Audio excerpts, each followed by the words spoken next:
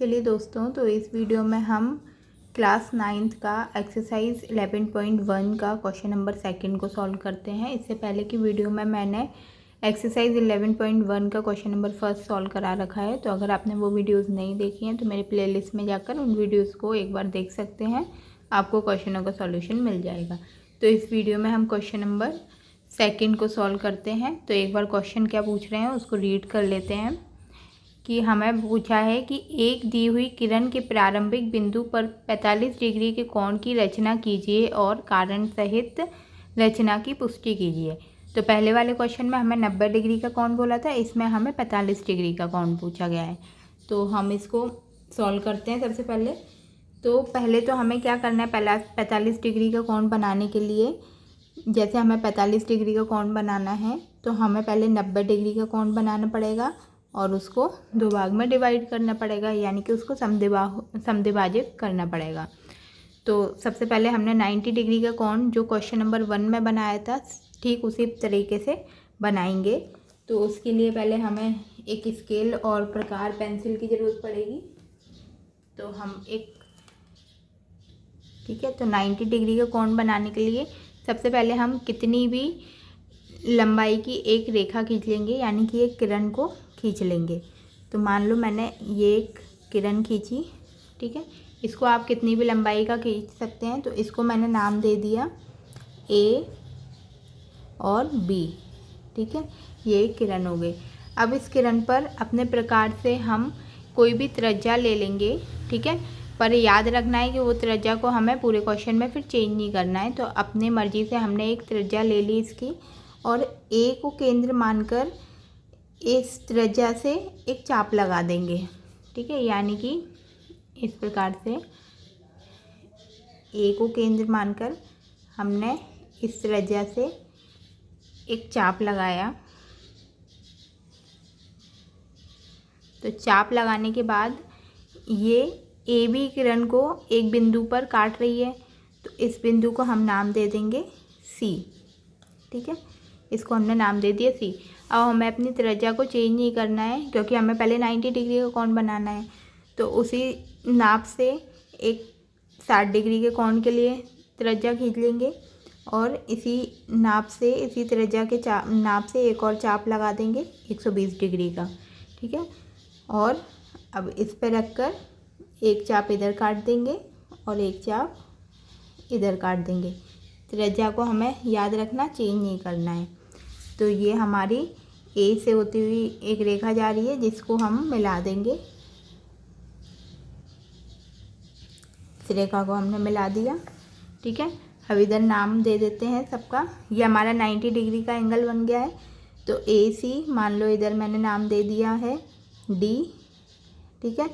और ये बिंदु पे कट रहा है तो इसको नाम दे दिया जी, इसको नाम दे दिया ई और इधर नाम दे दिया एफ, ठीक है। ये किरण ऊपर तक जा रही है तो इसको ऐसे कर देना है, ठीक है। तो इस प्रकार से हमारे ये 90 डिग्री का कोण बन गया। अब हमें चाहिए 90 तो चाहिए नहीं, हमें 45 डिग्री चाहिए। तो इस 90 डिग्री को समद्विभाजक कर देंगे, यानी कि 2 भागों में तोड़ देंगे। तो हमें क्या करना है, जो हमने चाप लिया था सी को केंद्र मानकर ये डी पर एक कट लगाया था, तो हम इससे मतलब यानी कि ये 90 डिग्री का लिया है एंगल, तो इसके आधे का थोड़ा और आधे से ज़्यादा ले लेंगे, मतलब आधे का थोड़ा और बड़ा कर लेंगे। तो इस चाप से हम थोड़ी और ज़्यादा दूरी पे,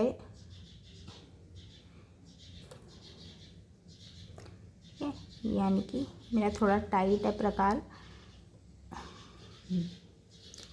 तो ये इससे थोड़ी सी ज़्यादा दूरी ले ली, मतलब डी केंद्र से थोड़ा और ऊपर ले लेना है, आधे से ज़्यादा दूरी ले ली है। तो अब बस एक चाप इधर लगा देंगे, ठीक है। और एक सी को केंद्र मानकर इस पर ही एक और चाप लगा देंगे। तो ये हमारा एक अन्य बिंदु आ जाएगा। एक कट लग गया। अब बस इसको मिला देंगे, इसको ए से मिला देंगे।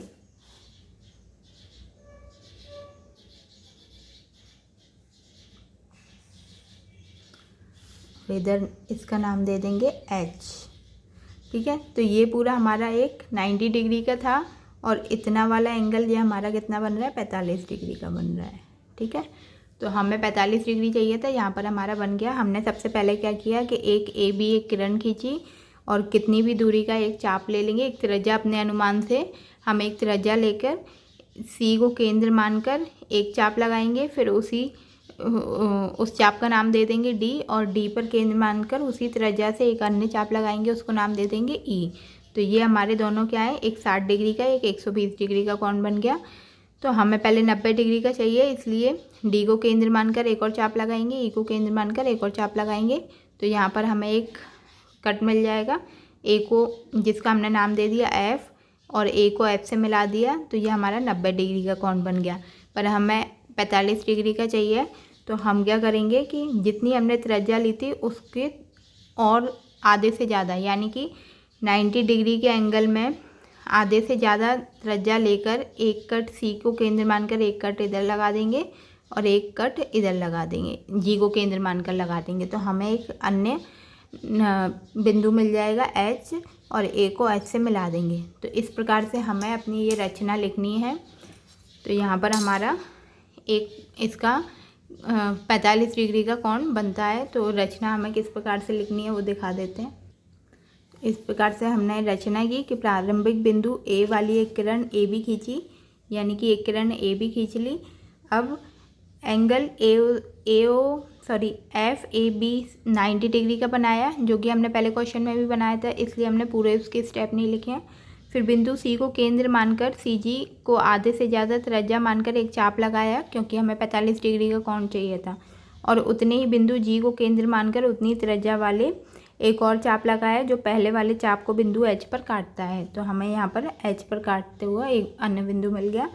अब ए एच से किरण खींची, ठीक है।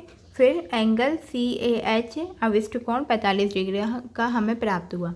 तो यहाँ पर तो हमारा ये 45 डिग्री का कोण हमें मिल गया। अब हमें इसका कारण भी बताना है कि ये 45 डिग्री का कोण क्यों है, तो उसके लिए प्रमाण करना पड़ेगा पहले हमें। तो ये जो रचना की है उस रचना को पहले हम नोट कर लेंगे, और उसको आप अपने भाषा में भी लिख सकते हैं, चाहें तो इस तरीके से भी लिख सकते हैं। तो आप इसका स्क्रीनशॉट ले लें या फिर वीडियो पॉज करके इसको नोट कर लें। अब आगे का क्वेश्चन इसको सॉल्व करते हैं। तो अभी हमें इसका रीज़न देना है, तो हम उसके लिए इसका प्रमाण करेंगे। तो प्रमाण में सबसे पहले हम क्या कर लेंगे, सबसे पहले हमें सी को एच से मिला देंगे, यानी कि ये सी को एच से मिला दिया और जी को एच से मिला देंगे। जी को हमने एच से मिला दिया। तो इस प्रकार से हमारी कुछ फिगर दिखाई देगा। अब इसके बाद हमें प्रमाण करना है। तो प्रमाण में हम लिखेंगे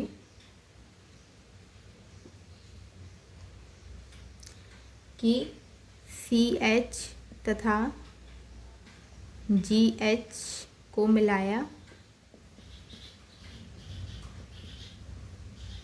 ठीक है।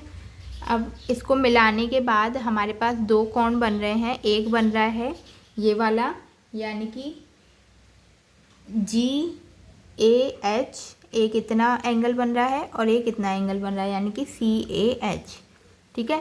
तो ये दोनों हमारे पास ट्रायंगल त्रिभुज बन रहे हैं। तो हमें अब इन दोनों त्रिभुज को हमें सर्वांग सिद्ध कर देना है। तो सबसे पहले हम क्या करेंगे कि त्रिभुज जो त्रिभुज बन रहे हैं हम उनको लिख लेंगे जी ए एच तथा त्रिभुज सी ए एच है। ये दो त्रिभुज बन रहे हैं। तो अब इन त्रिभुजों में है की जगह मैं कर देते हैं त्रिभुज में। तो अब इन त्रिभुजों में देखिए, पहले तो हमें सर्वांग सिद्ध करने के लिए तीन चीज़ें चाहिए होती हैं।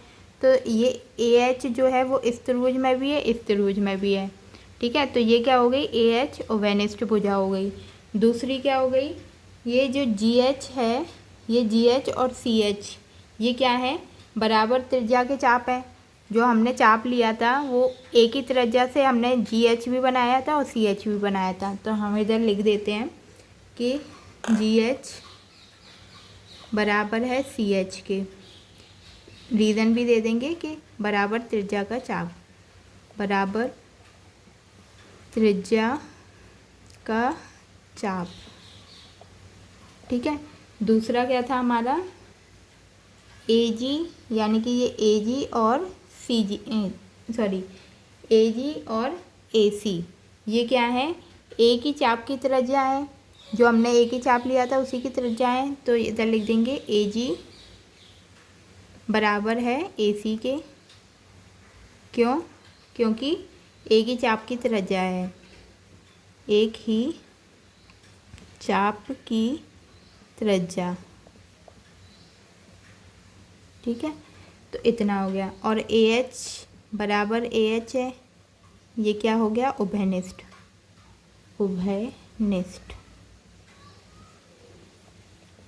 इतना हो गया। तो ये हमारे 3 कंडीशन आ गई, भुजा भुजा भुजा, यानी कि S सर्वांग समता नियम द्वारा। समता नियम द्वारा इससे क्या हुआ कि त्रिभुज GAH सर्वांग सम सिद्ध हुआ त्रिभुज CAH से। ठीक है, तो यहाँ पर हमारा इतना हो गया। अब हमें क्या करना है कि हमारे ये दोनों जो कोण बने हैं, यानी कि एक कोण ये CAH और एक कोण ये GAH, ये दोनों क्या है, आपस में बराबर है। क्यों? CPCT द्वारा। तो हम इधर लिख सकते हैं कि कोण GAH बराबर है कोण CAH के। किसके द्वारा? CPCT द्वारा। क्यों? क्योंकि सर्वांगसम त्रिभुज की संगत भुजाएं बराबर होती हैं। तो जब इतना बराबर है तो ये देखिए, ये 90 डिग्री का कोण किससे मिलके बन रहा है, ये दोनों कोणों से मिलके बन रहा है। तो हम इधर लिख सकते हैं कि कोण GAH प्लस कोण CAH बराबर 90 डिग्री। और जब ये दोनों आपस में बराबर हैं तो हम किसी भी एक की जगह पे GAH की जगह पे CAH भी रख सकते हैं और CAH की जगह पे GAH भी रख सकते हैं। तो यानी कि ये कैसे हो जाएगा, इस प्रकार से GAH बराबर CAH बराबर 90/2। तो ये हो गया हमारा 45 डिग्री, यानी कि जो GAH और CAH है वो 45 डिग्री का कोण है। तो इधर हम अतः कोण GCAH